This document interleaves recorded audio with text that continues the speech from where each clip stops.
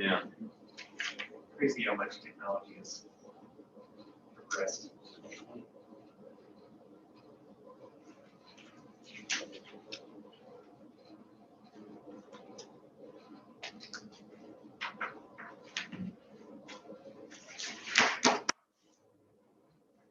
Is Carrie coming tonight? I don't know, I think. I don't know. I don't know what her schedule is. Thank you, sir. You're welcome.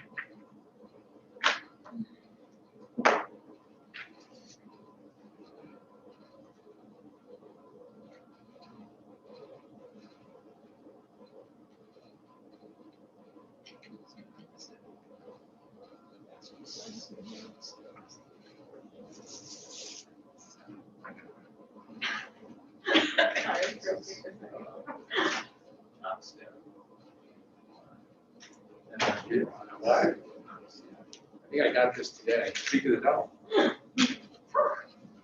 Let's go. Is Dorothy going to be participating from home? Yeah, I got this today already. Huh? Is Dorothy participating from home? I have no idea. She hasn't contacted me, but I'm gonna keep an eye on it, and if she is, I'll promote her. Just, Panels, like my friend Owen. just keep in mind, if she's participating from home, you're gonna do roll call. Then Votes. Oh, okay, yeah, good point. Yes, and last week I just kind of included her as counting as a vote. You stickler, you, Kelly. Just like, it wasn't until the end that I saw that she was up there that. Yeah. You know, these okay. things are just guidelines, they're not requirements. Recommendations, it's like speed limits now. We always did for Phil, like, when he was in whatever country. Yeah, when Phil was on the phone, he was like Charlie. No. Oh, okay. Nothing better than that. Yeah, what I'll do is I will let you know if she shows up, and if she does. Okay? So I think we can get the show on the road. Huh? Are we streaming live? We are. They make them come.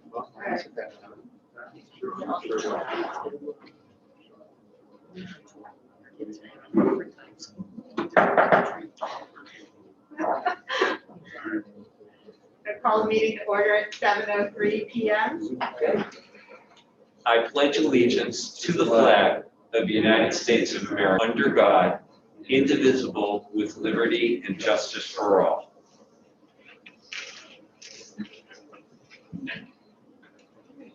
Second. All in favor? Aye. Approved. Thesis. So if you happen to have any Android devices which are in good working condition, please donate them, or please consider donating them through Nipmuc's front office, or, well, today, if possible.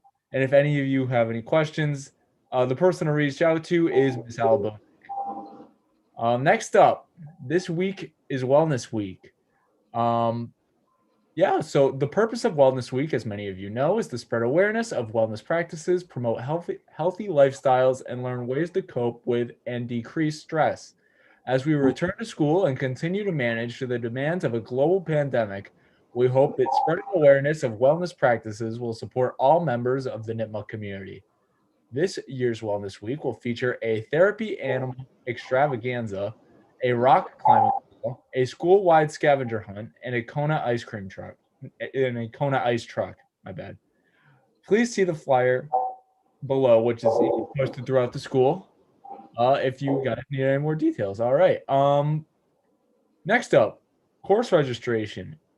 With all the scheduling fluctuation and uncertainties about the future, our guidance department is pushing the typical course registration process to take place a little bit later this year. And Nipmuc is happy to announce that the school counselors will begin meeting with juniors to plan their schedules for next year, next week.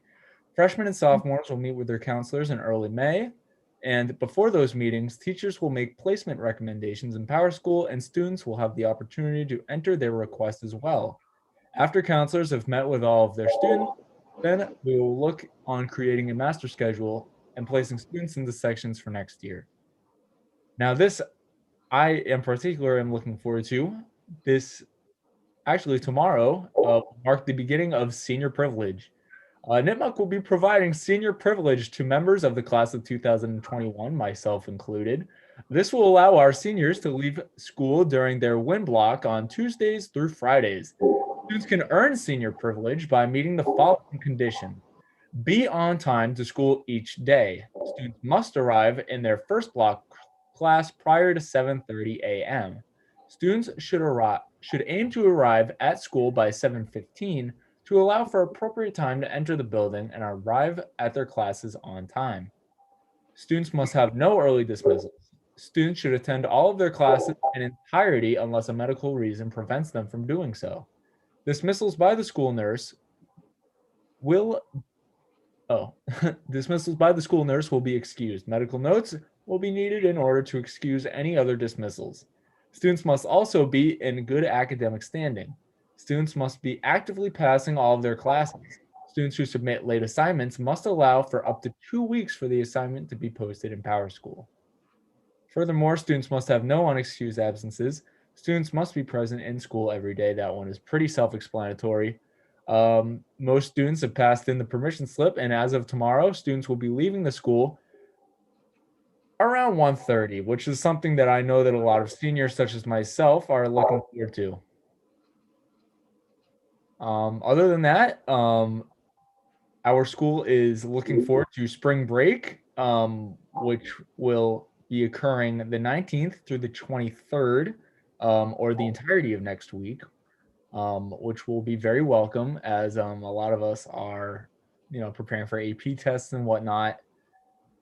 And that just about concludes my report for this week. Though before I go, I would like to say that all of us at Nipmuc and the class of 2021 wish a very nice retirement to Mrs. Borgatti, who served as the special ed team chair at both Misco and Clough.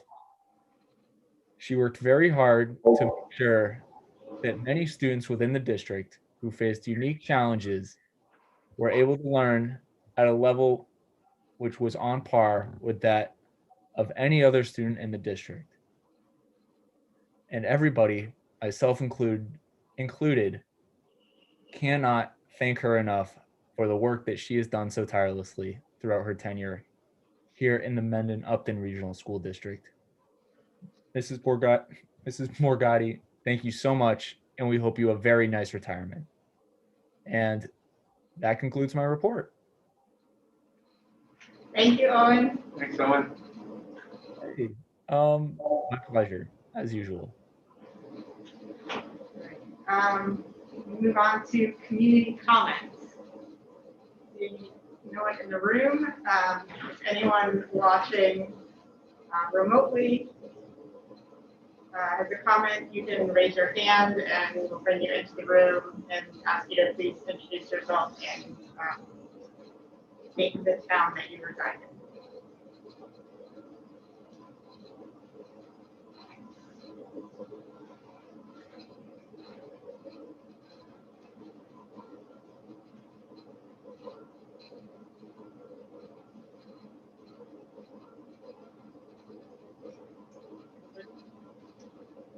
I am not seeing any hands at this time. Okay. All right. Seeing no comments, move on to the superintendent's comment. Okay, thank you. So first off, I just want to recognize once again for just her stellar work, our Assistant Superintendent, Marie Cohen, for applying for and receiving a competitive $29,000 grant through DESE. That will go towards our district summer learning academy. And we still have to determine the best possible structure of what this will look like. But it is the game plan that we will have some focused summer school with focused targeted intervention for all three levels, elementary, middle, and high school students.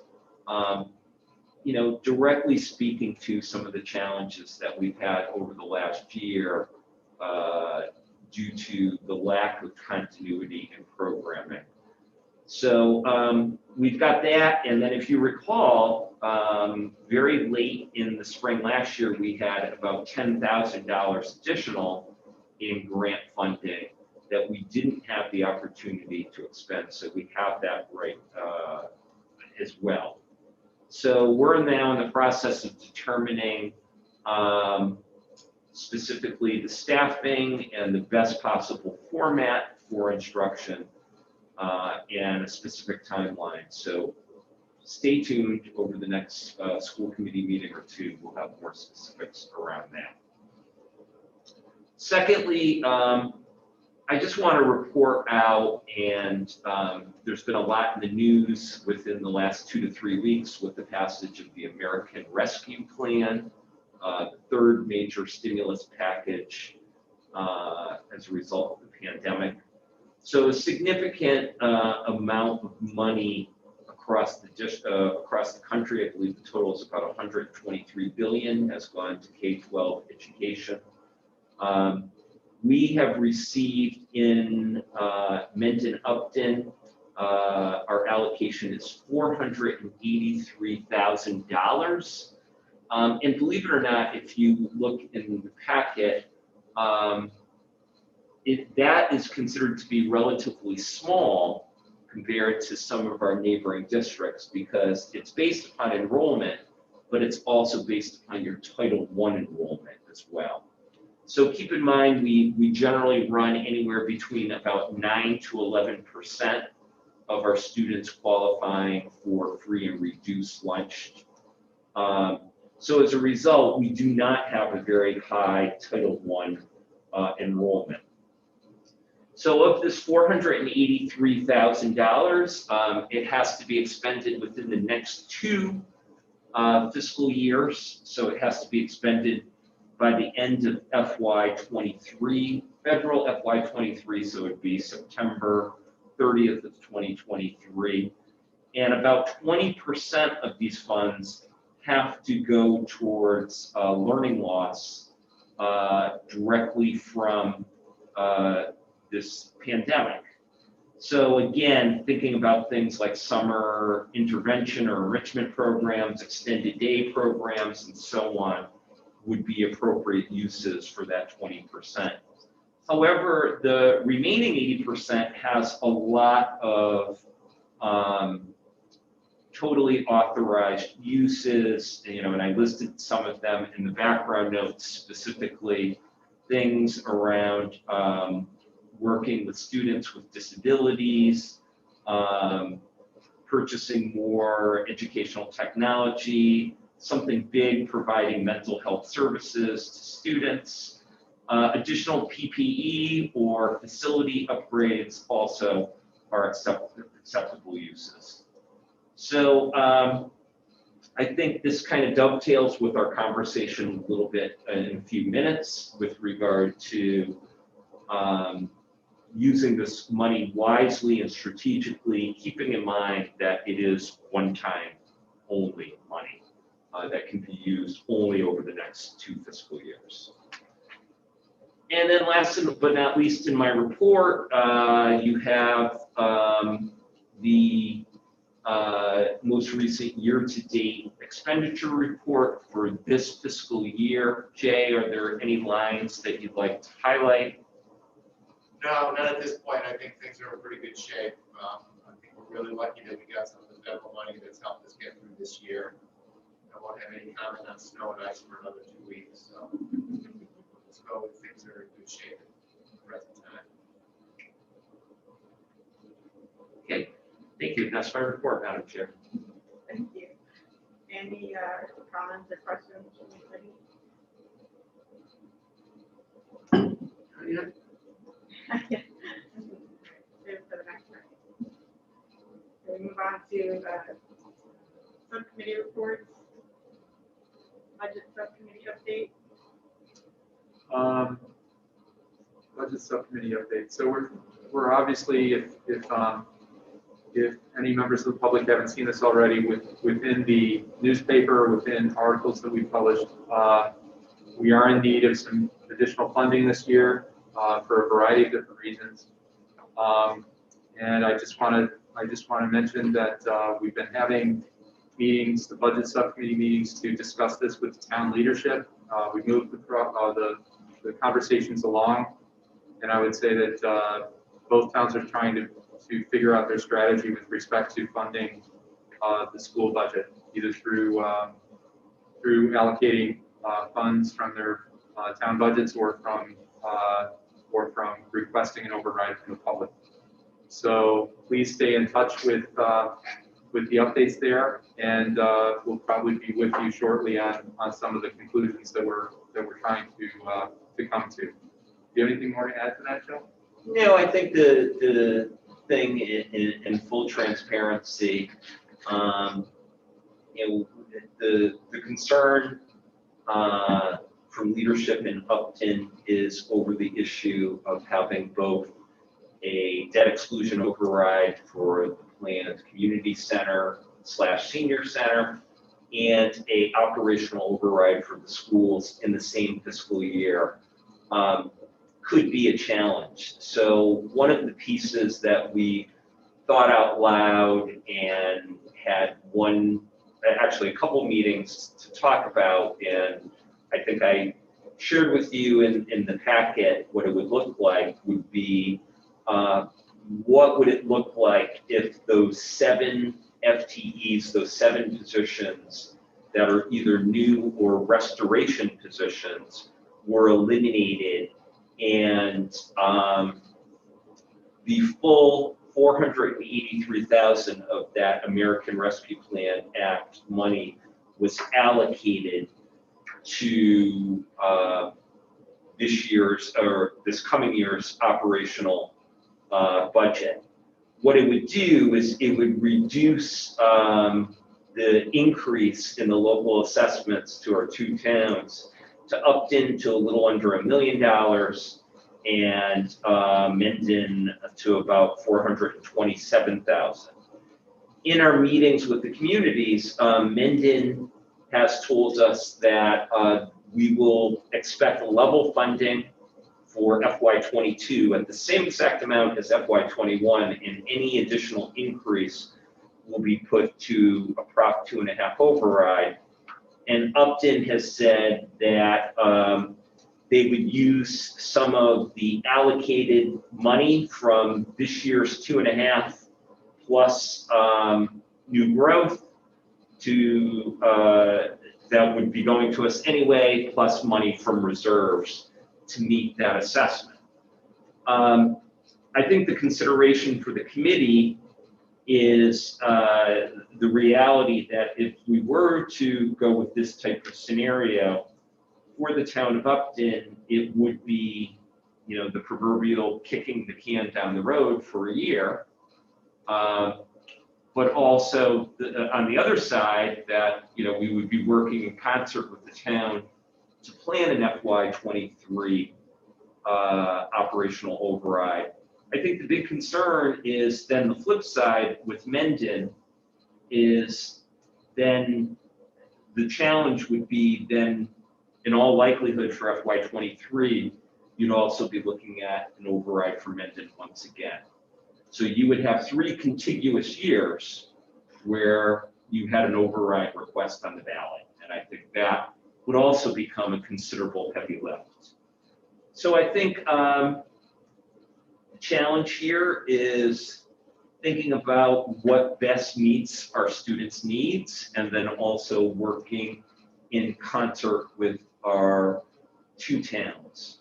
My critical concern is of those 7.0 FTEs, if you recall, 2 positions are merely restoration positions, 1 directly tied to the high school's accreditation.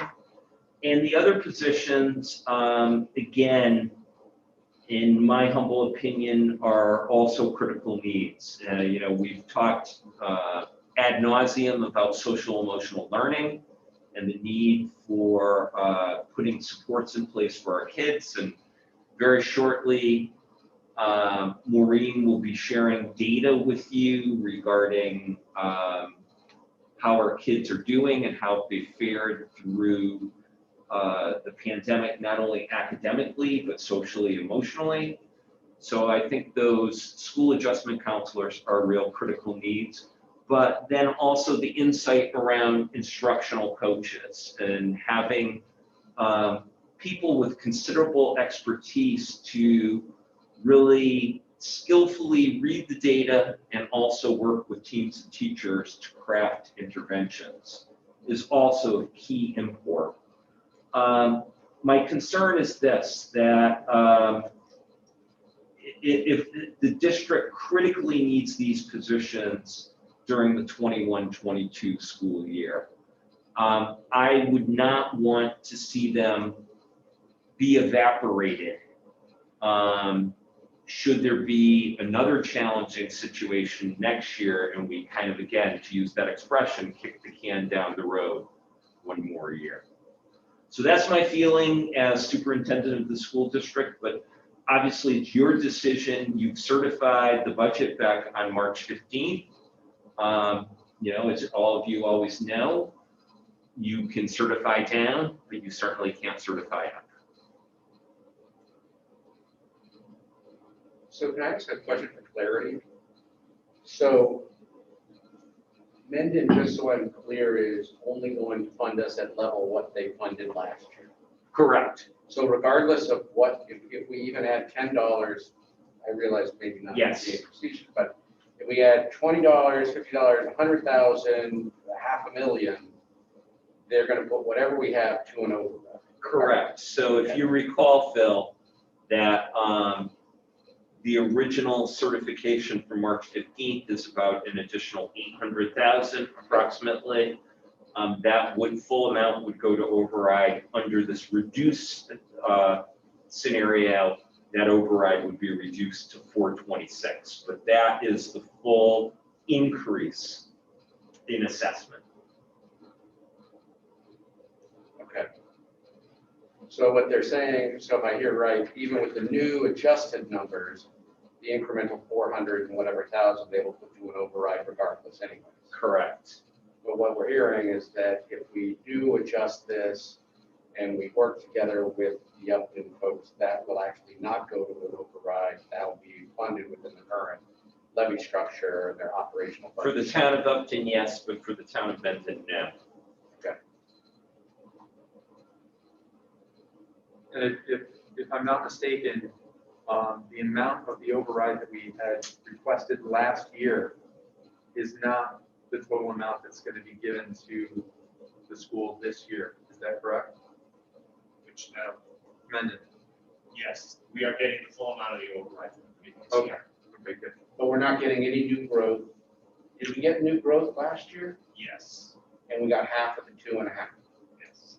This year, they're giving us no new growth. They're giving zero as far as that whole 50-50 share. They are moving about $18,000 that was reduced on the debt service into the operational. So we're getting about an $18,000 increase on the operational side. But the bottom line then is level funded.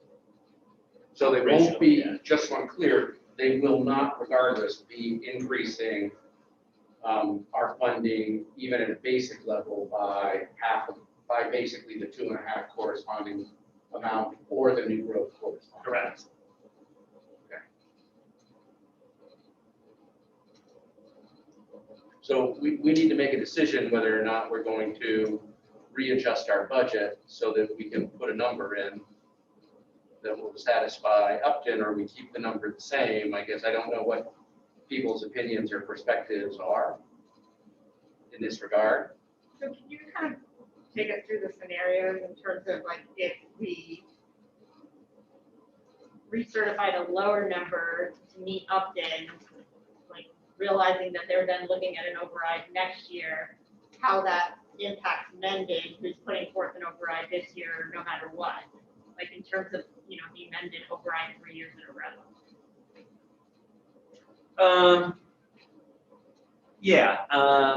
I don't know if I can necessarily tell you financially, I mean, I can speak in very, very general terms, but the problem is this, that what would happen would be to make the budget work, it would basically instantaneously create a structural deficit. So again, on two ends, that if you allocate all of that American Rescue Plan money, 483,000, you're automatically starting FY23, at least for the regional school district, in a $483,000 deficit. I think the same would apply with the town of Upton, that if they were using approximately, let's just say 600,000 for the sake of argument, of stabilization money to kind of plug that gap, you automatically then taking that 600,000 with approximately 483, you're talking almost 1.1 million of a structural deficit before you even apply anything towards just keeping status quo to keep level services. So the piece that I really struggle with is in building the budget each and every single year, there's a balance between the two communities. Again, I always talk about this.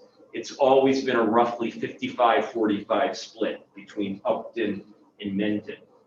I think it's going to become very, very challenging to build a regular level services budget next year, knowing that Upton is going to have this big assessment and they're going to have to come up with the funding to meet the local assessment. Otherwise, there'd be drastic cuts. And then Mendon will also have a proportional share.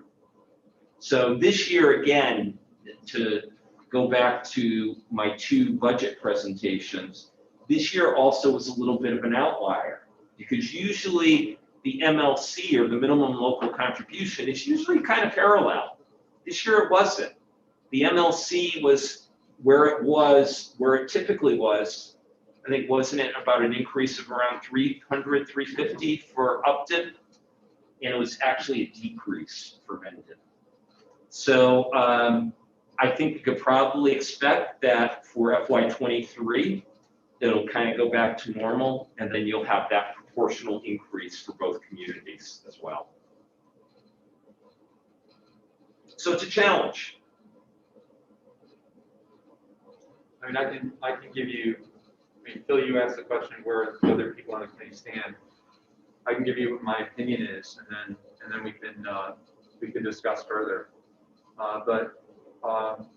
We've operated in the mode, at least since I've been on the committee, of trying to be very respectful to the town's budgets. We work with them very closely with both towns, and we try to fit within their capability and their means, that's a natural way of working. I think it's very good way of working.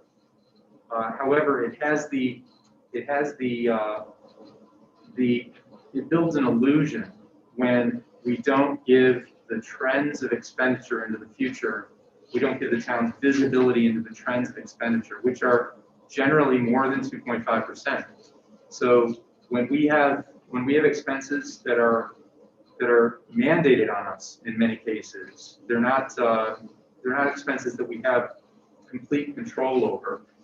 And when the town has dependencies on it to provide more services, you end up with a situation where both the town and the school are pushing more than 2.5% growth in an average year-over-year situation. So if we look at that, when we start to reduce our expenditure as much as we can, we end up with this snowplow effect where we get a big override every 4 or 5 years.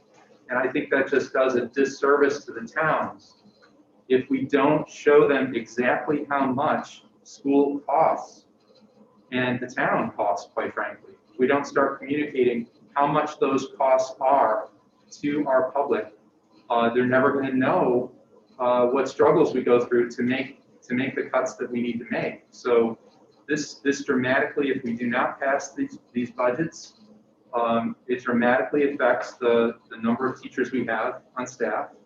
It also dramatically affects our ability to stay certified as a school district with NEASC.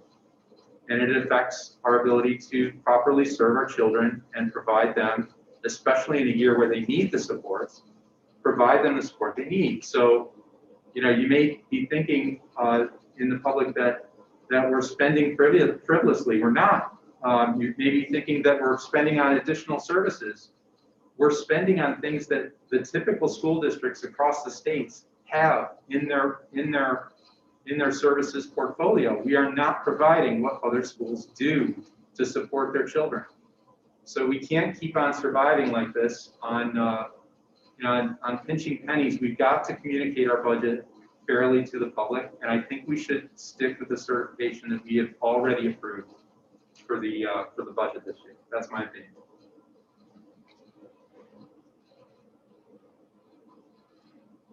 So just so, let me clear one thing up, because you're saying, when you say structural deficit, you mean that they don't have the money in their budget? Because in Upton's case, if we do lower it down to that amount, that will be within the levy. I've been told that the numbers show that all that piece is there within the levy. They won't have a structural issue in funding that moving forward. Above that is where they come into an issue. Okay, that's kind of where they're at, because I've kind of gone through the detailed numbers there. I don't know what the case is. So that's the piece. That's the piece that's there. Yeah, I think Mendon actually has a different situation than that, but I understand what you're saying for Upton. Well, if we go down to that level though, too, I mean, if I think about what would be half a new growth and half of 2.5 in Mendon right now, I mean, 315,000. so that would actually get us pretty close to what the number would be. They would, in order for them to fund us that 315,000, they would have to cut 350,000 in reductions in their public service budget, because they're not adding anything. They don't have enough money coming in to support. Yeah, so what you're saying is that their costs also are increasing beyond Yes. the realm of what can be handled with 2.5 and the new growth. I think that's the case in both towns. I think both towns are finding that the cost of running town government exceeds 2.5%. Well, that's, I mean, I'll tell you very, very simply put, if you look at the analysis of the numbers and you break it down into very simple big buckets, school versus the remainder of the town budget, the remainder of the town budget in both cases has actually grown faster than the school budget, where the school budget has grown in alignment with that amount. So when people talk about, oh, you're growing faster, that's actually not correct. Okay, it's a little bit of a question of follow the money, so to speak, and the overrides and the pieces that have done in the past. So I'm not saying, you know, we could go back and go after the 1.4 in Upton's case, for example. It's going to get put to an override. I don't know how it's going to play out. I don't know how people are going to support it.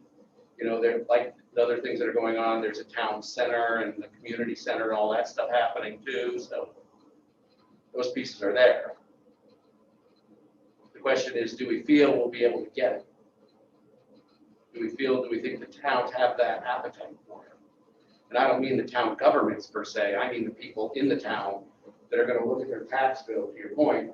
You know, people don't really understand the nuances. They don't understand that, you know, if I take a look at, you know, special ed, for example, which is where the predominant number of unfunded mandates exist in our budget, you know, over the last, since 2017, you know, our SPED basically year-over-year budget has increased by 36.1%, whereas the remainder of the budget has only increased by 15.6%. That's a significant impact, and we have very little control. So I'm just looking at some of that stuff too.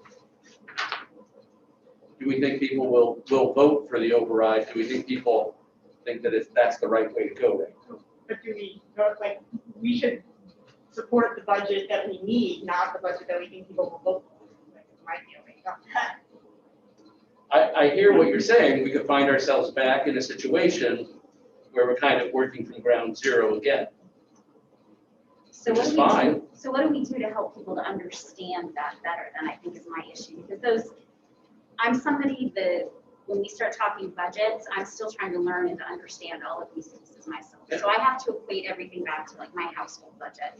So I know running my household gets more and more expensive every year. My health insurance costs go up, my childcare costs go up. I understand how costs in a system can rise. And what I also understand is that when my kids are in crisis, I find the money to provide the services and the support that they need. I find the tutors, I find the counselors, I find the therapists. And to have people suggest that now is not an appropriate time to add new services to a school district, to me sounds ridiculous, because we're in crisis.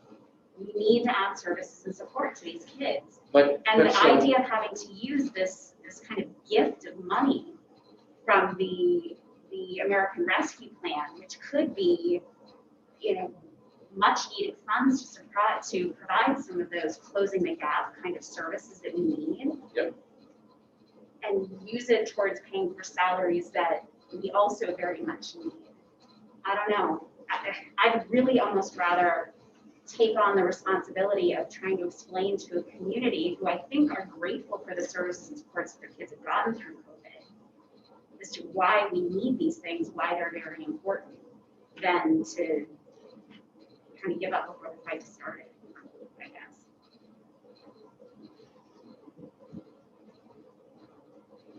Lee, what do you think? It's testimony. Well, I think we need, no, but I think you can't argue with the needs that we have. yeah, agreed. I don't think that's part of it. Yeah. The question is, do we have an ability through some of the funds to reduce the amount, to look at some of the pieces? Because last year we were asking for 2 school psychologists. We were able to find the funds to put 1 in. So the question is, can we do other creative things when we look at the current budgets and the pieces that are there? If we fund some of it from other areas, like the towns have reached out and said, they're going to be getting more funding for relief than we are. Are there things we can package up that we can look at working with the towns to get?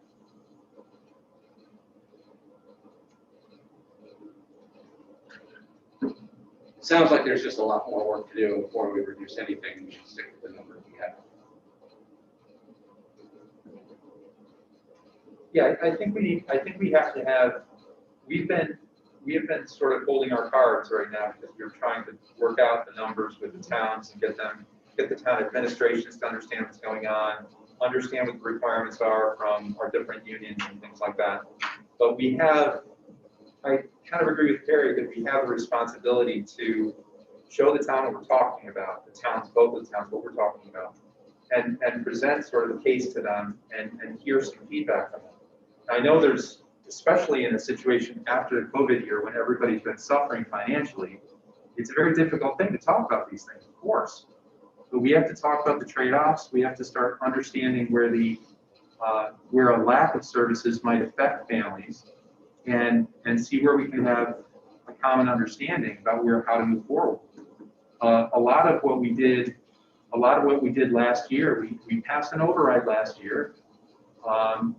We passed that on the good faith of the town, I thought, at least at Mendon. I thought Upton did a very fantastic job at supporting us as well.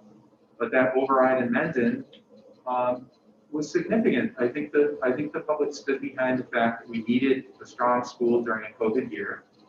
And I think we took if you remember what we originally certified, we took that down a lot significantly to support the town and to support everybody in the town in a very hard year.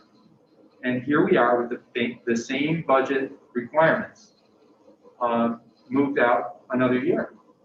So I really do think that we deserve, we have to take the responsibility to communicate with the town now that we've had a chance to talk to the associations and the town leadership in both towns. I think we need to take that on.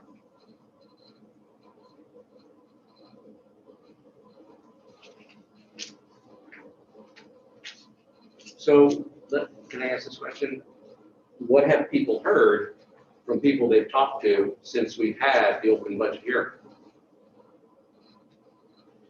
It's been in the newspaper. They understand that we're asking for 1.4 million.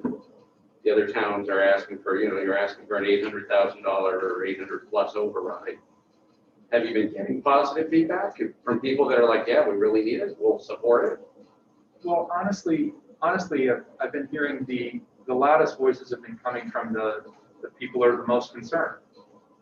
And those would be the people who really find fault with it, of course.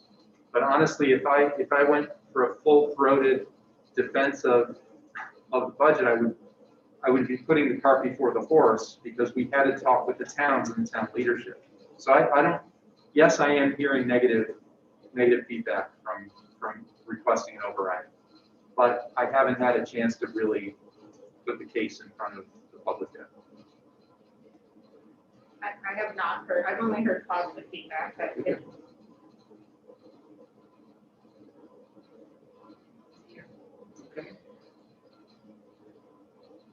I hear more concerns about how are we going to close gaps about education. I hear more about how are we going to support the kids. I hear less about how are we going to pay for it, but more about what's going to happen to support the kids. Those are the conversations I've been having. Yep.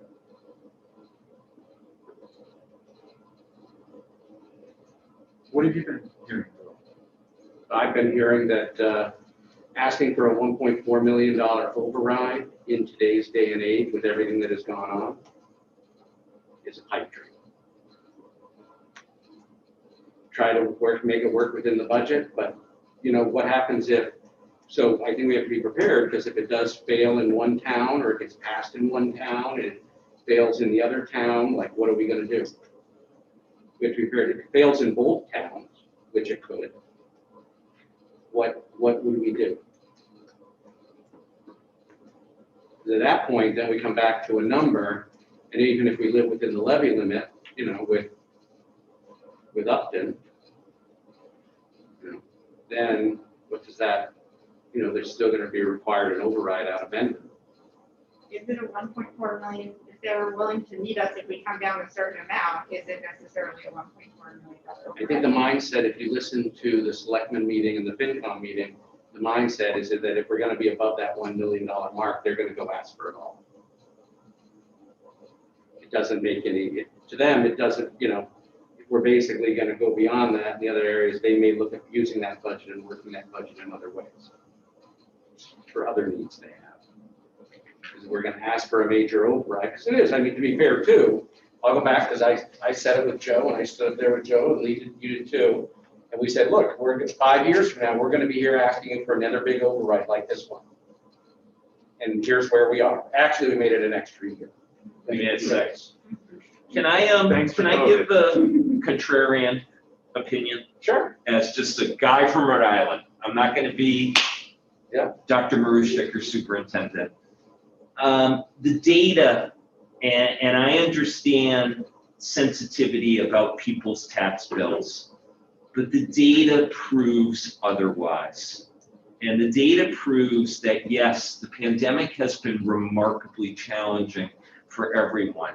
But from a socioeconomic perspective, the towns of Mendon and Upton have fared incredibly well. If you look at some critical data, like unemployment rates in these two communities, we are not Worcester, we are not Webster, we are not Milford, okay? I intentionally shared in the packet the data around the American Rescue Plan funding. Unfortunately, Mendon-Upton receives some of the smallest amount of ARP funding. When we've got next door, Northbridge receiving well over $2 million. Also next door, Uxbridge receiving also $2.139 million. It directly speaks to the level of relative wealth in the community. And I don't say this in any type of sardonic way, but the fact of the matter is the quality of the community, the level of value of your property is directly related to the quality of your school district. I think Mendon-Upton does very, very well. And I think by and large, our families are very satisfied with the level of services. It doesn't mean we can't continually improve what we're doing. But I guess I think it is, to say that, you know, things are just devastated in these two towns because of the pandemic, I just don't think that's accurate. I'm not saying that things. No, and I'm not things saying that aren't- you were. Things aren't devastated, and I agree with you. I've been, I think, one of the loudest people that will stand up and say, both of our communities have had some of the greatest changes in affluence level in the state. And, you know, and you can just look at the numbers, whether it's EQB, whether it's personal income, whether it's municipal revenue growth factors and things like that. Those areas are there and they tell that story exactly what you're saying. I'm just saying that I think people emotionally, not logically, but emotionally are right now kind of saying, you know, how much more? And I'm not saying that's not right, because I would agree with you. The schools are a primary driver of the valuations. And the schools have been a big part of this and what it's done. But at the same point in time, the question is how do we, to your point, we have a very long history of cooperating and trying to work with both town governments in terms of these. If we think it's better to just put it out there and let the people decide, we can do that. And then, but also understand there's maybe a high probability. I'd like us not to, don't get me wrong. I'd like to be able to come back here, it all passes, and then we're good for another set of years, you know? But if it doesn't, I think we're gonna have to come back and see what kind of other hard decisions we have to make, and, you know, do we lose out on this opportunity in some of the areas that are there? Well, you know, I don't know this for sure, but I think there's this thought pattern that keeps on running through people's minds when I talk to them. It's very much like, we just gave you money. You know, we just gave you that. Why do you need more? And that's not exactly the dynamic that is actually, that's not the truth. That's not a picture of the truth. The truth is that the costs are going up at a significant rate. Transportation costs, you mentioned special education. We have a number of different costs that are essentially beyond our control that are going up. Okay. We also have the state that is effectively pulling back their funding because of the affluence of our towns. So I think it starts to become, the question is not about, well, you know, how much money do we have to give you? It's really what we should be talking to the towns about is, this is what you're getting for a school district. Is it value for the money you spend? And I think if you looked around Massachusetts and you looked at comparable schools, you'd be living in a much more expensive town. So there are things that we need to communicate out to our townsfolk about the cost of the schools, the cost of the town, the evolution of the town through the next 5 to 10 years that I don't think anybody's really talking about right now. And I think we need to get realistic with our townspeople and tell them, this is the direction we're headed in. The state is going to pull back more funds. They're going to pull back more funding in the future. The costs are going to continue to increase in the future. We're going to keep on trying to reduce those costs and give the most cost-effective service to the community we can. But we've got to have a realization that this is where it's headed. And that will, I think, hopefully get some realization within the townsfolk that we need to start planning our town budgets more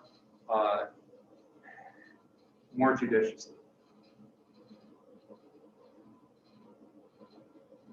I would agree. I think you're trying to take a very complex thing, and you're gonna try to simplify it for people in a way that they're gonna understand what it's about, which, you know, can be a fairly difficult task. So you guys getting out there, it's not that we don't do it. I'm just saying it's gonna be there. It's a lot of work. It's a lot of work to do. And I think if we're gonna head that way, I won't argue the fact that these positions aren't needed, that we don't need to evolve the school, that there are a variety of other things that don't need to be done here. Totally get it. I mean, I've lived and read this budget a long time. It's just, it seems to me it's it just seems to me that this school, the whole district is probably, when I look at it, it's an extremely good bargain. That's the way I look at it. It's a very, very good bargain. And I look at some of the schools around here that are, you know, if we pointed at various affluent towns, you know, we're getting a lot of the same services, you know, albeit we don't have a librarian. And we might not have the same kind of, you know, classroom coaching or curriculum counseling that we've needed. But those are the types of things, when you look at it, you go, look, this is a pretty good bargain. I think we should keep this as a linchpin of the community. It's a value. You get to live in a community that's very simple and basic. We have very homegrown ideals in Mendon. Upton I feel is the same way. But to be spendthrifts on your school that's not a good solution. But to have a good bargain, that's what we represent. And I think we need to come out with the towns and tell them what we actually need to spend to keep that good bargain, that good pact. I don't want to occupy all the talking. I agree with you. You don't get an argument from me in that regard. You don't get an argument from me in that regard. The one point, when I like to say, somebody on the committee asked this question, yeah, but what's the number? The number has been 1.4. That's the number we need. So we're going to have a lot of work out there in order to make sure that's communicated effectively and that, people understand what they're getting for their money and, why it's kind of being driven in this way then.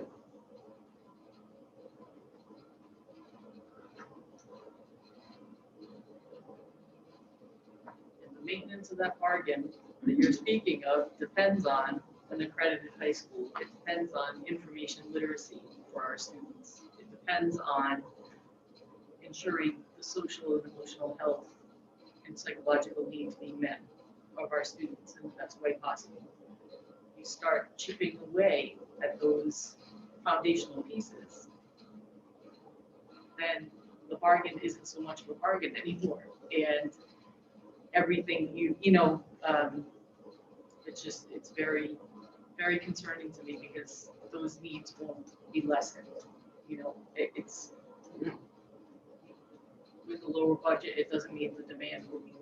And I think most of us can foresee, and I would assume that the presentation we'll see from Maureen in a few minutes will also reiterate the need for those 7 positions, and the continued health of this district really rests on making sure that we get, the funding that we need. It's not nice to have, it's crucial. These are crucial supports for our students and our families. So, some year we're gonna have an easy budget cycle, guys. I won't be here to see it.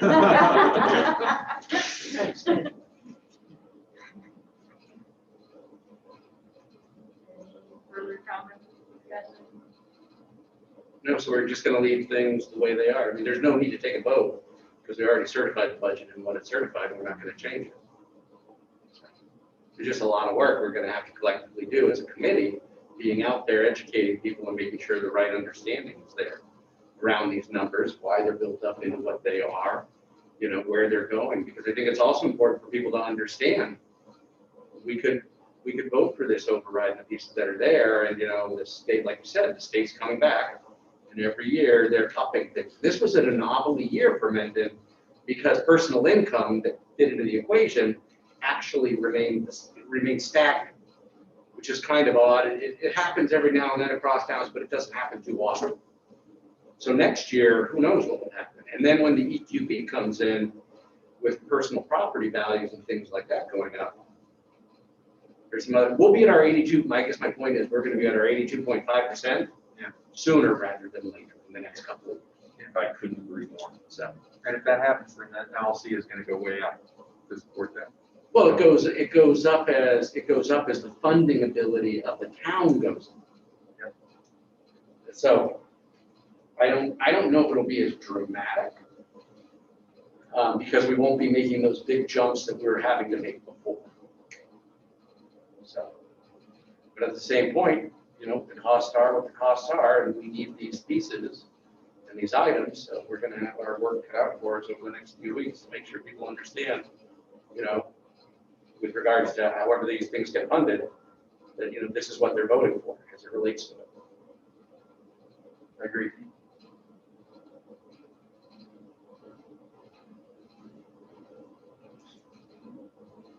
I do have one public question. It's not time for public comment, and I think during, not to speak for you, but during public comment, we said expressly, not in chat, that person would have to be called to say it verbally.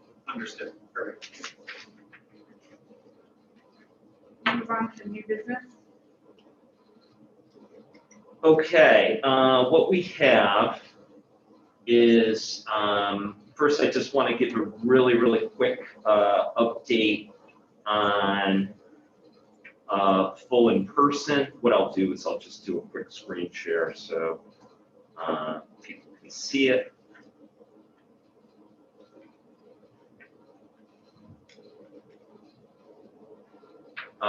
But we're really, really pleased to have all of our kids back district-wide, as all of you know. Again, a picture tells 1,000 words. Let's go back here. But as of last Monday, we now have all of our students back, K through 12, 5 days a week. Last Monday was the first time our MISCO and NIPMUC students.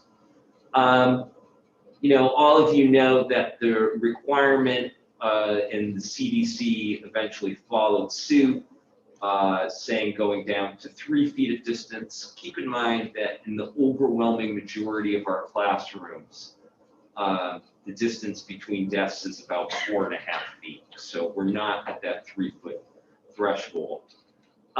Again, we are not, it's not fully normal operation. I would say it's something that approaches normality. I would say the kids last week, super, super high energy. I mean, to say the least, they were delighted to be back and particularly to see their friends and to interact. I think we were really blessed last week as well, simply having just the phenomenal weather that we had. So we had a lot of opportunity to take kids outside for mass breaks and so on. One of the biggest challenges, and I'd really like to, again, recognize our staff and particularly our principals in thinking about the logistics of lunch, particularly. You know, at MISCO, we kind of went back to the future, and they're using both the upper gym and the regular cafeteria for lunchtime. Again, it's great to look out my window and to see the kids in the playground per usual. And then here at NIPMUC, hats off to John and Mary Ann. They put a minor investment in some additional tables. Thank you to Jay with the umbrellas. So a lot of, you know, quality time outdoors, particularly during lunch. So we look forward to it, and this has really come about at a really good time of the school year. Today's dreary weather notwithstanding. As far as challenges, I just want to put on your attention a couple things, and I don't think you'll be shocked by any of these. First off, just the traffic situation. Speaking of, I literally took these 2 pictures out of my window in my office. That's real typical for, this was today during pickup in the afternoon. We still have way above the normal amount of parents, particularly at the 2 elementary schools and the middle school, driving and picking up their kids, particularly at Clough and at MISCO. So it still tends to be congested. It's gotten a little bit better working in conjunction with the Mendon police, but it's still a significant challenge to say the least. The second challenge, which is more significant, is just simply what we're seeing. And again, we are a microcosm of our communities. And, you know, we've seen this spike, and this is just today. I update this on a daily basis. At present time, we've got a grand total of 111 kids in quarantine. And I think before this meeting, you should probably received an email from me in which just between this weekend and today alone, we had 6 additional cases. And some of it is related to siblings and pending tests and so on. But we're seeing that a lot of this quarantining, the overwhelming majority of it, is happening at the elementary level. And some of this directly speaks to, and I think I said this in my email, some cases that were a result of youth league sports and so on. So I say that just as a cautionary piece that the pandemic is not over. We still have to be really, really scrupulous with regard to our mitigation strategy. I've talked to some of our nursing staff that have said, is this spike that we're seeing kind of the post-Easter / Passover bump? And then the speculation becomes what's going to happen after April vacation. Because I know that there's a lot of families within our community that do have some plans. So again, we need to work as a community to be really, really scrupulous about this to keep our in-person instruction for all kids. Okay.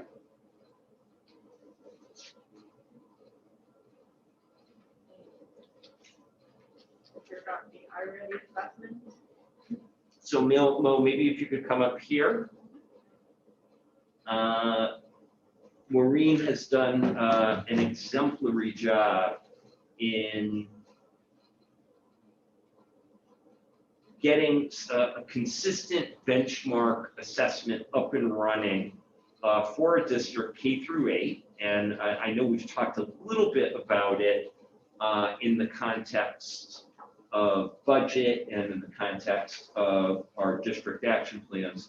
But tonight she's going to talk about some of that benchmark assessment vis-a-vis iReady that's been done in both math and ELA. And then also for the first time in the course of our district, a SEL survey known as the Panorama Survey. So I will kick it to you, Mo. I'm going to put it up on the screen and for our viewers right now. Well, thanks for this opportunity. I know that we've talked about how we implemented iReady and Panorama earlier in the year, and we wanted to come back and make sure that we gave you some of the data after our mid-year assessments that took place. So if you go to the next slide, and I know I have a bunch of slides. Some are going to be a quick overview and some will dive deeper on it. But I always want to start with our multi-tiered system of support. And one piece too, as I was listening to your budget conversation, when we think about the outside of all those areas that are supporting the work that's taking place in the school, when you think about the budget, that falls within the leadership drivers and some of the competency drivers implementation of our programming. So that's really important to what we do. And you'll see a direct connection between our budget and impact in our school. So I hope to bring that to you. But also I wanted to bring in the whole child view because I could just come up here and talk about academics, which is great. It's a big part of our work in the middle there. But we also want to talk about the other aspects of our students. And so I wanted to bring the image related to the whole child. And that's why we'll talk about Panorama and some things we'll be doing related to that as well. Slide. All right. Something else I wanted to begin with is some of the external public context that you might see in the news. And then I kind of want to filter us down into the Mendon-Upton context. So I don't want us to live in this public context, but I want you to know a little bit of the background in case someone talks to you about it. I know we just had references to learning loss. The term learning loss really comes from some studies that have happened in the past related to a decline over the summer. So this is one reference from a study that predicted summer learning loss, as they called it. And they tried to predict that from school closure and a typical last day, what they think the trend might be from last year to this year. So if you go to the next slide. So from the study, so if you just search learning loss COVID slide, every article brings you back to this one study, which is the one that everyone references in all of the news articles. With that, and we do see a little bit of this, they found that in reading grades 3 to 8, on average, they would think their achievement would be about similar, might go down a little bit. In math, they found that over the summer, over time, there is a greater increase in the points that might be lower on average if you're comparing the same test each year. So if we go to the next slide. But what I'd like us to do here in Mendon-Upton is to really reframe the conversation. These are the kinds of conversations that are taking place in our classrooms and in our school. And it's around having a more strength-based approach and focusing on individual needs of our students rather than broad statements about how we're doing grids. And I'm going to be showing you some broad data. But we really, instead of learning loss, the preferred kind of phraseology is unfinished learning because we've had interrupted schooling. We can admit that we've had. School wasn't closed when we were sending students home. We had remote learning. We've gone through lots of different models, which has caused some interruption.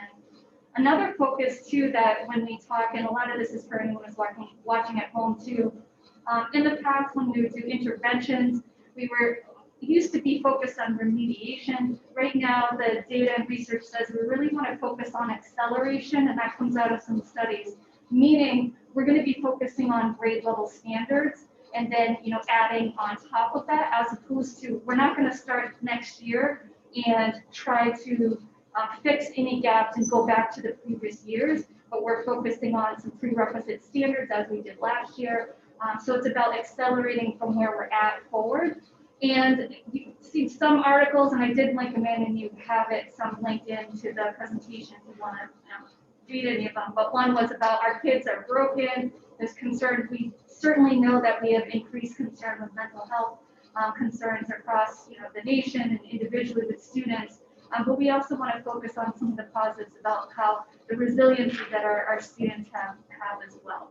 So we're just taking a strength-based approach and just want to bring that to our conversation. And these are my pictures that I was able to take in the last 2 weeks. And I just can't get enough of our students in the classroom. A lot of these ended up being, I think, one week in Memorial that I was in there a couple times. But our students, in particular at the elementary level, where I've been able to get some close-ups in there, are just doing amazing work. I can tell you an individual story about talking about to all of these students. I won't do that because that's not the focus of the presentation, but one student said, "Can I read you my book?" Other, talking about her family, and the one on the right, this student here was saying, "Can you see all the colors that I'm making? I'm going to use every single color." I mean, they're excited. That a lot of that was last week and the week before. So just want to share that. But our teachers are doing amazing work, and really, it's almost like starting the year over in many ways with classroom setting and having students back. It's kind of that beginning of the year excitement, but it's a lot. It's been a lot, but they've been doing a great job. So I also wanted to bring in an iReady context. There's a study. If you want to read the research study, I can send the whole thing to you. But basically, you will see that what they did is they looked at all of the iReady schools across the U.S. and they did a research study from the beginning of the year to this year, and they compared it to previous year's data. And so this isn't necessarily us here in Mendon-Upton, but you'll see that there is a bit of a decline from averages from previous years. Now, just know that in our context here in Mendon-Upton, it's the first year we have iReady data, so we can't compare any of our data to the previous year. So we really are looking at what we have now and moving forward. We can't do that comparison, but we would imagine that it might fall in similar trend lines to this one in reading. And if you go to the next one with math. So I wanted to share that just so you're familiar with what the trends are. So just to be clear, the gray represents historical over time, and the green represents this current year. Correct. And that's winter historical to winter this year, correct? Yep, and the data that I'll be sharing in a few minutes will be related to the winter data about similar as well. So just to give everyone an overview on what iReady is, just to keep in mind that this really is just one window into learning and progress that we're taking 3 times a year. This is not the only assessment that we look at, that teachers look at. They compare it to, well, when we have MCAS data or something, there'll be comparisons with standards with MCAS data. But also all of the assessments that they have within their classrooms and feedback links into their conversation. So it's just one benchmark. But what we like about it really will, and I'm going to show you in a minute, it really helps to identify students who are struggling, specific standards, and it also recommends targeted intervention strategies. It really is a powerful tool. So what I'm going to do on these Power of iReady slides, I'm just going to walk you through. I can't do this for all of the grades because we'd be here until tomorrow, but I wanted to show you what teachers have access to and what building administrators have access to. So this is one sample. This is a grade level view where you'll see when I show you some later on the left we have the winter assessment, and then in the darker colors, and the lighter colors are the fall assessment. And you have kind of the tiered model, if you're familiar with RTI, they kind of take that same kind of model, where tier 1 would be on grade level or above grade level, tier 2 would be approaching grade level, and our tier 3, the red, would be needing a lot more targeted interventions because they were falling behind. On the right, they also give domains, so this is related to reading. So we have phonemic awareness, we have phonics, high frequency words, vocabulary, literature, and informational text. So if we go to the next slide, the power of iReady, I think, lies in the instructional grouping. So what I did with the previous slide, I clicked down below, and it pulled up 5 different instructional groupings. I picked the one in the middle, where it had about 10 students who fell into this particular grouping. And you can see this is a grade 1 example, and you can see along each of the domains where they're falling at this point in the year, if they're falling, grade 2 above, or late in the year, grade 1. So if we keep moving on to the next slide, then below on the page, the teacher will then be given information about this group. It will say, so for this group, it said, you need to work on phonics, they have limited vocabulary, low comprehension. Some of the instructional priorities would be around vocabulary and comprehension, and it gives guidance and specific to that category. On the next slide, the next step, so then, and I took out all the names, of course, but I clicked on one of the names, and then it can bring you into student growth and some next steps that you can do with that particular student. So for each of the students, you'll see the levels in the bars there. The average, the typical growth, average annual growth for a student at this grade and initial placement level, and also the stretch growth, an ambitious but attainable level of annual growth that puts students who are below grade level on a path to proficiency. If you look over to the chart on the right, it goes back to that similar placement that we saw in the chart before. And what's really powerful is if teachers click on the blue arrows to the right, the can do and next steps will lead them to specific resources and interventions that they can work that pertains to that placement level in that area. So quickly you can see, and I'm not going to be showing this for all of them, just giving the high level data, the power that the teachers have for information to be able to work individually to meet the students' needs. So I'm going to begin with providing some overview at a district level ELA data, and then by building level. Okay, so here we have the district reading diagnostic data, and just as a reminder, we're implementing iReady in the grades K through 8. So this is all K through 8 data that's located here. Something you may be able to notice, I don't know if you're able to see it up there, but it'll say from the fall assessment to the winter, the growth that we've had in those categories. So obviously we want to keep growing our green and our yellow and reducing our level of red. On the right, you also can notice that you can see growth in areas, at least that's what we should be saying, from the fall assessment over to the winter assessment. So you'll notice that on all the charts I'll be sharing. So overall, our students at the mid-year point, are 88% are at grade level or approaching grade level. 61% are at the grade level or above. I could have broken it down into 5 tiers, but wanted to simplify this for today. But we can actually see who's above there's a 5 category in iReady as well. And the domain of high frequency words, phonemic awareness, and phonics are where we have our strengths. Obviously, 12% is a little bit higher than what we would want in a typical range for the red at risk. And we have the domains of informational text and literature vocabulary. So we go to the next slide. So now I'm going to just do a quick overview similarly for each of the schools.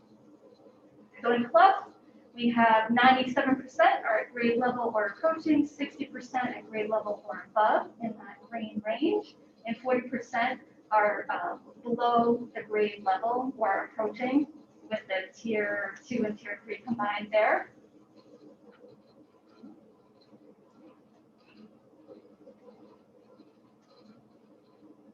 Memorial now.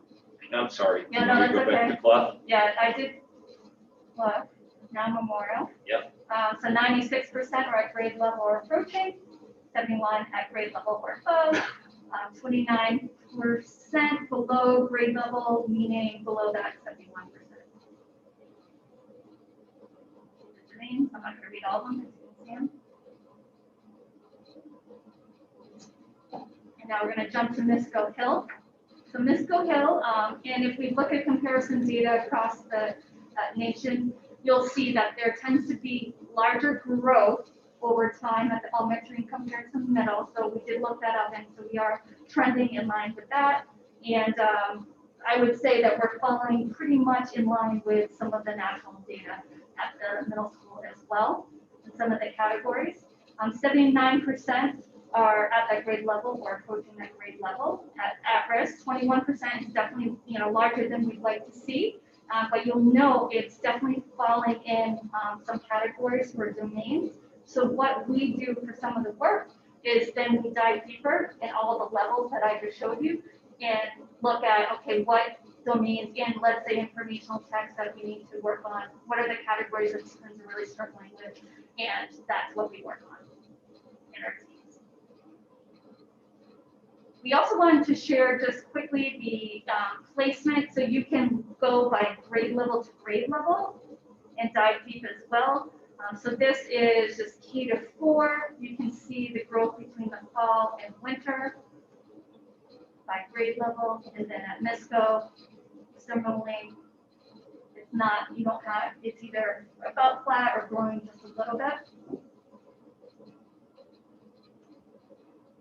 So do we have this data for a non-pandemic year? We don't.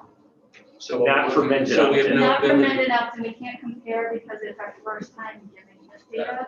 The only thing we can do is, if we want to see, okay, how does it compare, is just to look at that national report and see, in comparison to growth, like are we under the national norm or, from that research study, or, where are we varying and not fitting in there, but we can't compare to last year because we didn't have this data. Do you have the ability to compare to state numbers as well, or just the national? That's a good question. The research study that I pulled from iReady, they have an iReady Resource Center. It was a national one. I could look to see if there is by Massachusetts, but I didn't see that. I just saw a national. So this would be considered more like baseline. Yeah. But still super, so it's not helpful on that broad scale of saying, okay, how does it compare year to year, but it will be in the future as we continue to move forward. And when we have the MCAS data that we can track with it, because it's so closely correlated, that we'll be able to see, usually when you can see how we're going to track related to specific standards. That's another piece of it that we really like, but we can't compare to previous years. All right, so map, we jump into that. So district diagnostic results. Just so you know what the domains are on the right, so we have numbers and operations, algebra and algebraic thinking, measurement and data, and geometry. Okay. All right, so we can jump into the school by school. All right, so for CLEP, we have 92% at grade level or approaching it.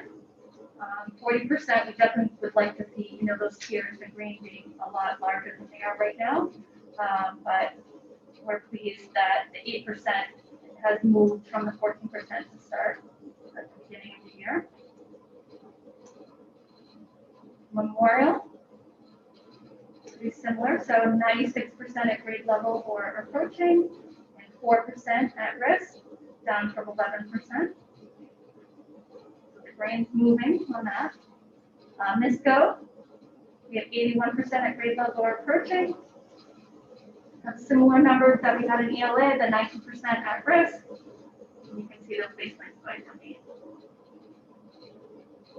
And if we jump, we see pretty similar trends where in some of the grades we have some grade growth. And then as you move up in the grades, you tend to see less growth, which did match the national study.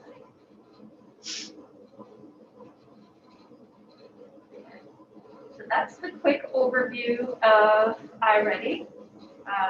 If you're looking at some point and want specific information or kind of curious about grades, it's pretty easy to pull up reports, but also didn't want to give you every single report. Well, Joe wouldn't let me. I wanted to, but no, I'm just kidding. We definitely have information, so if you're curious, we can dive right into that. We also wanted to share our SEL data with Panorama and just give you some highlights about back school, where we begin here with the CASEL framework. Can I ask a question going back to iReady? Yeah, sure. Is there a metric in iReady that talks about the preparedness of students to learn? I mean, if you think about kind of some of the biggest issues we've had at the middle and high school, I mean, we know we've been providing professional development around teachers and how to teach. Mm-hmm. But one of the biggest challenges is that our students really don't know how to learn in this new environment. We're in the environment we have. I just didn't know if there was metrics out of iReady or something like that that might share or show, you know, the environment, or, you know, do they have the right tools? You know, do they understand? You know, do they have the executive function? Do they have some of these other things that are necessary in order to kind of operate effectively? It's almost like I planted you to ask Wow, that that's question good. just prior to the Panorama survey. So I will show you, I don't have it, I didn't pull up and dive into that deeply on the one you're asking, but I'll show you where that falls, Okay, where we actually have that. great. So great question. Thank you for that. So Panorama, our intent in the future will be to give this twice a year. We would have it in the first semester, we'd have it in the second semester, so then we'd have that comparable data. We just, with getting everything up and running this year, we did it mid-year, so we'll just do it once this year, and then we'll do it right at the start of next year. If you go to the next slide. So I'm going to do a similar thing where I show you some of the various reports so that you know what teachers are able to see in Panorama.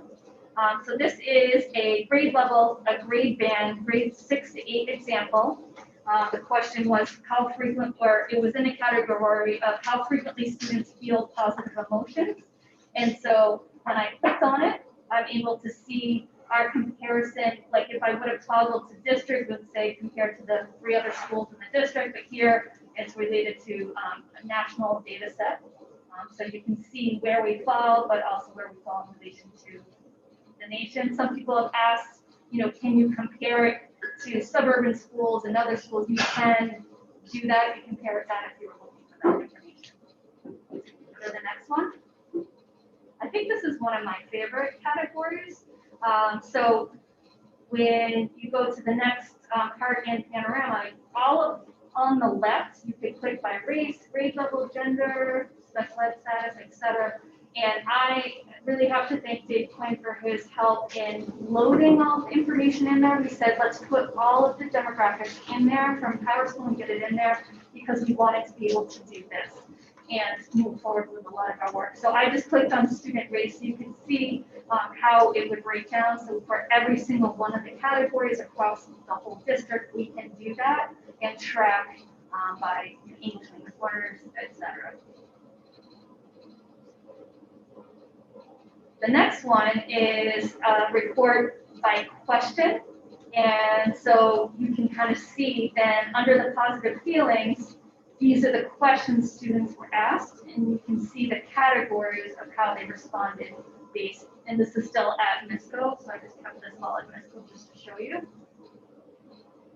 So piece of this gives you an example, Phil, of if I would have clicked on the self-efficacy or the self-management category, which is under one of the casserole competencies, it would say, I'm feeling really prepared at school. Or how well do you feel like you understand the teacher's directions? So it has all of those. And then I'll show you, we can get to an individual level. If you click on the next one, so when I click into the question during the past week, how often do you feel safe? And I know you can't see unless you have it on your screen what's in there, but then by question, it breaks it down by all of the demographics. So with some of them, it's been pretty consistent, but with some of the other questions, you can start to see a range where, by race or by grade level. I really like the answer distribution, which is in the upper left-hand corner. It'll say almost always, frequently, sometimes, to kind of give a sense of how often they are feeling safe. So 59%, almost always, 29% frequently, so you can see that breakdown. So When did you take this assessment? that's a good question. I want to see January, wasn't it? If it wasn't January, it was early February. Yeah, well, it was this semester, not the month. Yeah, and it was also, if we were to do it tomorrow, it would probably look very different than it did in January, because you'll see some of the comments are really relating to how they're feeling. They were still in a hybrid. So the next one, just to show you, I keep saying the same thing, the power of Panorama. This is individual student summary teacher view. So this isn't something that would be given to a student. This would be the teacher view, and it's ranked, strength-based ranking, so positive feelings, and I took the name out, but I clicked on one student at the middle school, and this is their ranking. So you can see self-efficacy is showing up, and you'll see later it shows up a lot lower at our secondary level compared to our elementary level as a category. So that's all on a 5-point Likert scale. Yep. All right, so next slide. Then if they were to click on the student view, it would hand them, and this is just a part of it, there's a couple more lines to it, it will hand them information for the student about the category and then something they can work on. So you can see when you have a hard task to do, think about another time you did a great job on something that was hard. Remember how you felt at the beginning, what you did to succeed, how you felt after you had finished. So they have the ability to have guidance to individually speak to students so they can, the more they know about the CASEL competencies, the better that they will improve in those areas. And then finally, one of the resources, which was a big selling point with us going with Panorama compared to some of the other ones, is that they are connected to a lot of external resources. So let's say I'm a teacher and I know in my class emotional regulation is one of the categories my class needs to work on. On the page, this is what shows up. So I clicked on improving emotional regulation, and it has, then you click into all of these, are all resources that have been put into and are constantly being updated in the database to the playbook resources for either schools to use or to classroom and teachers to use. All right, so now we're going to go to take a look just at some broad data. So K-2, students don't take their own surveys in K-2, it's a teacher perception of students' SEL skills. So they had a couple questions that they took in similar categories, and you can see, social awareness in K-2 is at the top, doing a great job with that, but self-management, self-efficacy, grit are the ones that we would have to work on. So if teachers saw that grit was something to work on, they could follow the path I just showed you to dive deeper. This is grades 3 to 5. So 3 to 5 were by students. So it's the first time that they took this. They did a great job. It was a link that we sent out to them. Supportive relationships are showing up at the top. And then you can see the various categories. Basically what I did, you can choose what type of survey you want to give the students. We opted to get the CASEL competencies because that's always been in our strategic plan of something we wanted to do, but we added in well-being. So when you see the positive feelings, challenging feelings, those fall under the well-being questions. On the right, you can see how we compare nationally. If it's green, it's good, we're falling in the green band. I just wanted to give you another example, 3 to 5, how we compare nationally at the best one, supportive relationships. All you have to do is to go into classrooms or talk to our parents in the community, and we're really fortunate to be where we are. And students are pointing that out as well. The next slide, they were asked 3 open response questions. So what I did was just pull some of the kind of most common responses to capture. So the first one for grades 3 to 5, what was hardest? Not being able to see my family, not going places, wearing masks, doing online school, and coronavirus or COVID. What makes you feel the happiest? My family and friends. What makes me happy? My pets, playing video games with my friends. And some of grades 3 to 5 said school, maybe school too. When you get to grades 6 to 12, you can see supportive relationships at the top, and self-efficacy is at the lowest ranking there, and we are not in the green band, so we're in the red band, which means we're out of the national norm. So that's one that we're going to take a close look at to see kind of why that is and what's happening. If I were to just venture a guess, it's mostly related to COVID, a lot of things feeling out of our control, the management issues. I would, if a year from now, you can check with me when you present again, I would be shocked if it were the same a year from now. So is the tool able to drill down on that? I see the arrow to the right. Yep. So just like I did before, we could drill down and see how we compare. Then we could go, by grade level. We could search like what groups, schools. We have all of that. That'd be interesting to see.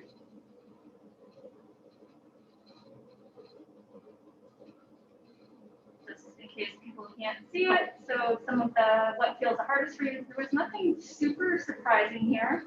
I've heard my kids at home say the same thing, not feeling connected.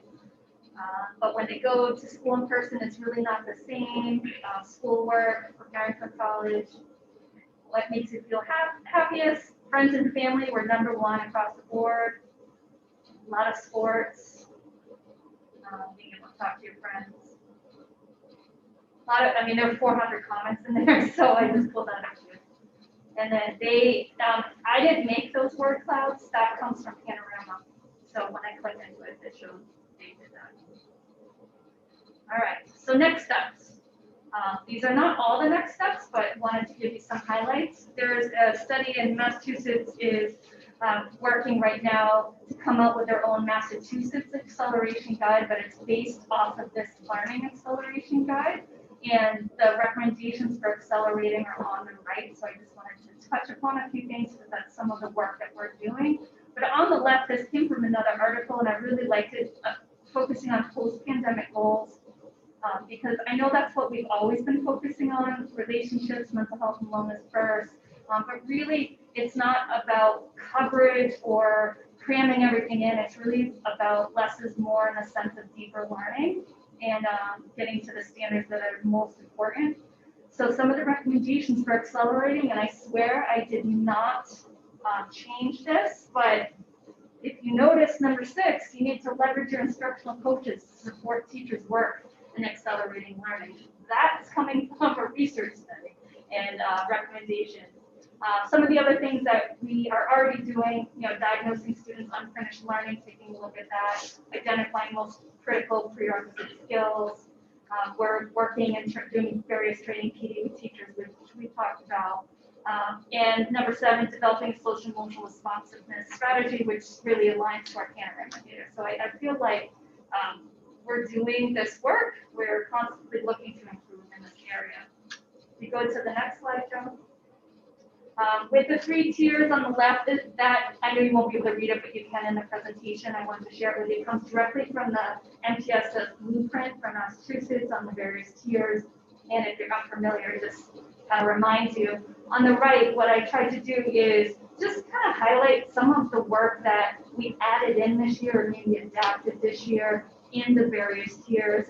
So when I come forward later on in the year, when I talk about like our high quality core instructional materials, if we're in a math review, we've been doing it. It's amazing teachers and principals that are working with me to review math programs. That's because we needed strong tier 1 materials to support that math instruction. And so that's why we do a really comprehensive review. We're working on that. Also, addition of foundation phonics program is something we're hoping to roll out over the next 3 years to support some of the areas in phonics that we've identified through data in the past. We're also at the middle school working on some ELA and science. And we've had extensive PD, and obviously we've talked about a little bit, but our focus on equity, a lot of work in that area. Then when you go to our tier 2, in our schedules, it's been challenging this year, I won't deny it, in our schedules where we haven't always had all of the time during our scheduled day to really do all of this collaborative work that we want to do. But they're doing a great job. They put in win blocks. If you haven't heard of that, what I need blocks for extra help. We already have an RTI process in place at our buildings, and we're working on increased data tracking, attendance rates, participation through Power School. And we have some interventionists through Title I academic tutors. And we've been working on tier 3 all year, middle and high school, to expand our bridge programming or something similar to a bridge program. So I'm proud of the work that we've been able to do to keep improving the various tiers we address. One thing our teachers will be doing, and they did this a year ago, basically DESE sent out some standards, prerequisite standards. This is just a screenshot of a very large document, but they'll be working in teams to identify what prerequisite standards they have hit, areas that students have mastered or have not mastered, and so that way for planning next year, we know where to begin, we know where to dive deep. The next slide, SEL, this is a snapshot to give an example of what they're doing at MISCO, just to kind of give you a sense of what they did is they used the data to support students' transition to full in-person learning. They identified trends in terms of students feeling anxious, isolated. They were able to create action plans to connect with students, and they have been working on creating a more robust school counseling newsletter with resources for parents based off of some of the data that is showing up. And I could go on, but that's just one snapshot so you know how we're applying it in the schools.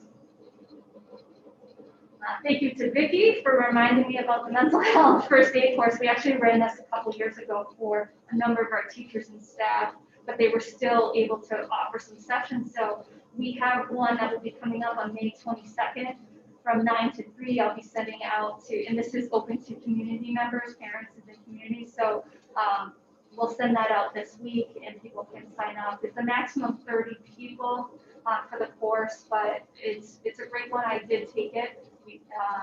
It's a good introduction. It gives you, we really like the strategies it gave you. But if you are familiar with some of the topics, it still allows you to go deeper into it.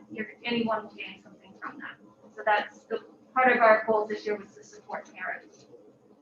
Jill mentioned this in the beginning, but we had the 10,000 from last year, additional 19,000 this year to extend the summer learning. So we're focusing, I just put out an all-call for teachers for an enrichment part of the summer learning. And then we also have targeted SEL, ELA, math acceleration work as well. And so we plan to get the information out to families in May as soon as possible, but we're going to be really meeting with the planning team right after break. And that's it. So thank you. I know that's a lot, but welcome any questions. I'm going to ask to answer them. I have a question for you. Sure. There's so much wonderful data in here. Like, I feel like I could look at this as a teacher and feel like I could spend months drowning in all of the data. How is this being received by teachers? Are they feeling like they have the appropriate time to really deep dive into all this and figure out things for their students? How is it? Yeah, that's an excellent question. A lot of all that data I just showed you is because I'm a district administrator and a school administrator. So I have all of that, what they get.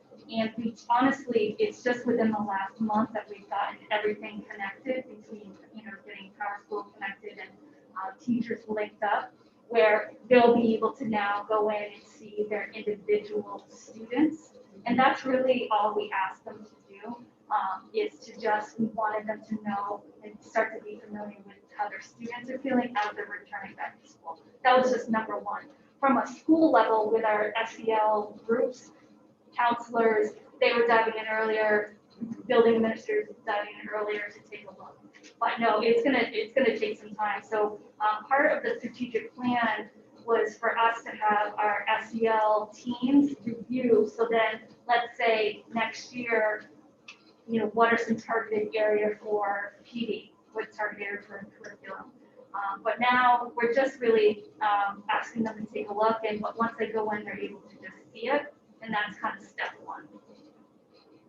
Good question.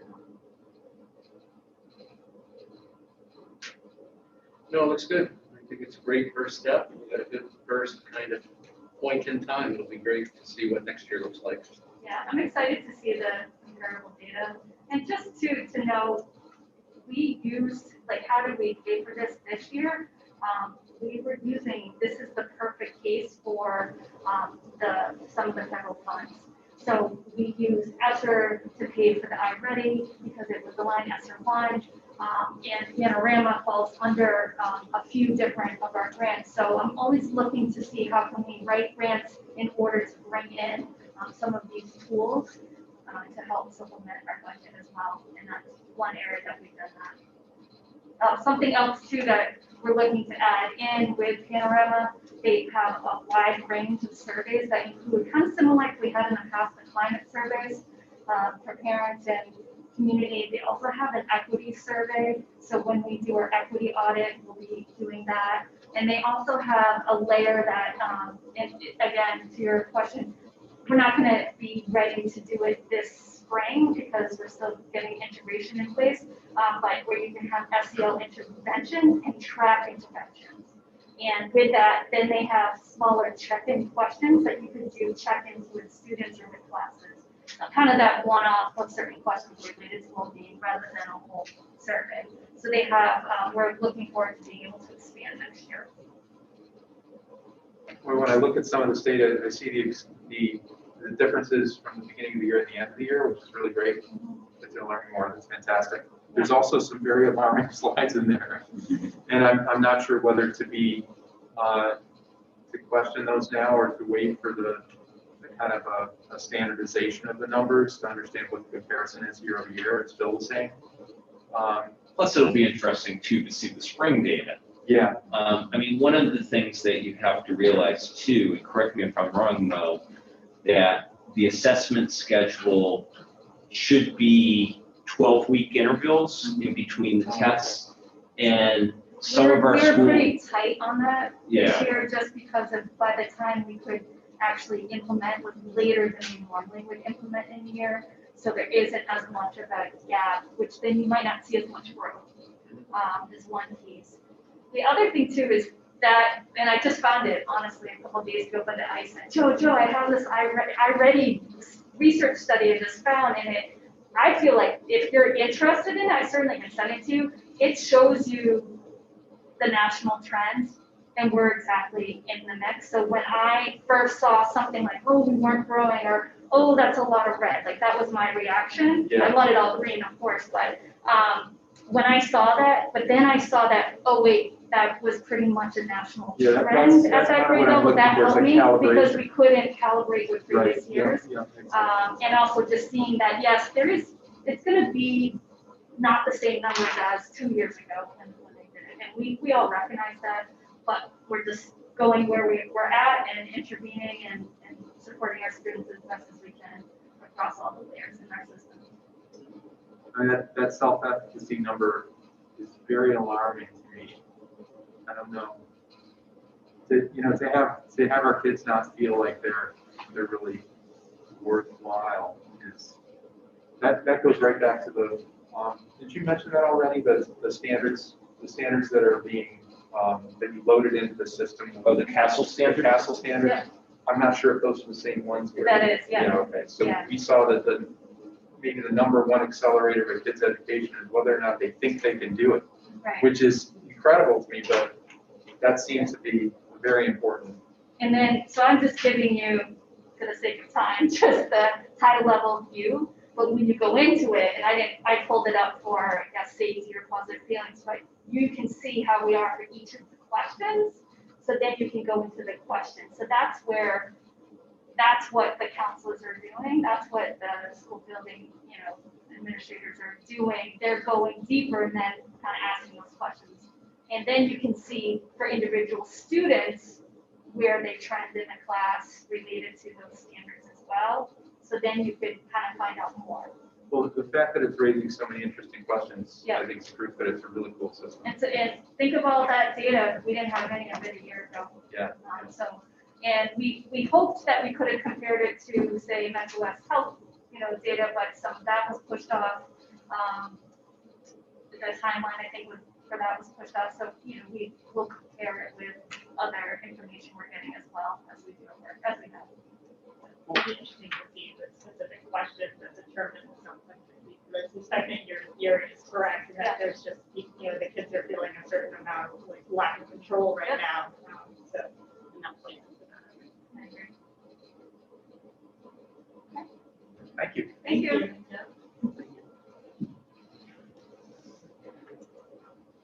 Do we have any correspondence? We do not. Other matters not anticipated by the committee within 48 hours of the posted meeting. Hearing none. Future agenda items include school choice openings for 21-22 on May 3rd. And with that, we will roll call to executive session pursuant to Mass General Law, Chapter 30A, Section 21A. Exemption number 2, to conduct negotiations with non-union personnel, and number 3, to discuss strategy with respect to negotiations with the Regional Teachers Association, because doing so in open meeting would have a detrimental effect on the bargaining position of the committee. The committee will not return to open session. Second, right? Lee Martin, aye. Bill is on our eye. Vicki Robinson, aye. Sean Nicholson, aye. Mary Lawrence, aye. Very good. Thank you, everyone.